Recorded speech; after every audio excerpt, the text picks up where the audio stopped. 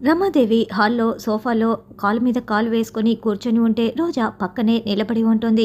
అప్పుడే హర్ష చామంతి చేయి పట్టుకొని లోపలికి లాక్కు వస్తూ ఉంటాడు. ప్రేమైతే చాలా సంతోషంగా వెనకాలే నడుచుకుంటూ వస్తూ ఉంటాడు. రమాదేవి ఒక్కసారిగా లేచి నిలబడి మళ్ళీ ఈ పని మనిషిని ఎందుకు తీసుకువచ్చారు అని రమాదేవి నిలదీస్తూ ఉంటుంది. ఎందుకంటే రాయని లెటర్ని చామంతి రాసిందని చెప్పారు అని హర్ష అంటారు. రాయని లెటర్ని ఎవరు రాసిందని చెప్పింది అదే రాసింది అని రమాదేవి అంటుంది.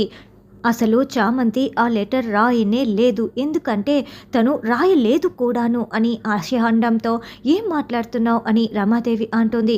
చూడండి, తన వేలు తెగింది, తన వేలు తెగితే మరి చామంతి ఆ లెటర్ ఎలా రాయగలదు, కాబట్టి చామంతి ఆ లెటర్ రాయలేదు అని హర్ష తేల్చి చెప్పేస్తూ చామంతి తెగిన వేలుని చూపిస్తూ ఉంటాడు.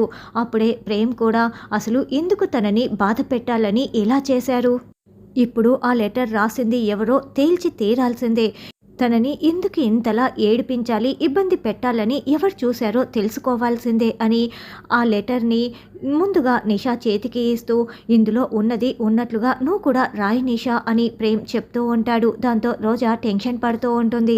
అలా నిషా రాసి ఇదిగో నేను రాసేశాను, రెండింటిని మ్యాచ్ చేసి చూసుకో అని లెటర్లని ప్రేమ్ చేతిలో పెడుతుంది. ప్రేమ్ చెక్ చేసి మ్యాచ్ అవ్వలేదు అని వదిన గారు ఇప్పుడు మీరు రాయండి అని ఆ లెటర్ని రోజా చేతిలో పెడతాడు. చేసేదేమీ లేక రోజా లెటర్ రాసేస్తుంది. వెంటనే ప్రేమ్ రెండు లెటర్లని కూడా పోల్చి చూస్తాడు. అవి రెండు మ్యాచ్ అవ్వడంతో నాన్న మ్యాచ్ అయిపోయాయి, లెటర్ రాసింది తనే నాన్న అని రోజా వైపు చూపిస్తూ కోపంతో రగిలిపోతూ ఉంటే హర్ష మరింత రగిలిపోతూ ఉంటాడు. రమాదేవి షాకింగ్గా చూస్తూ ఉంటుంది.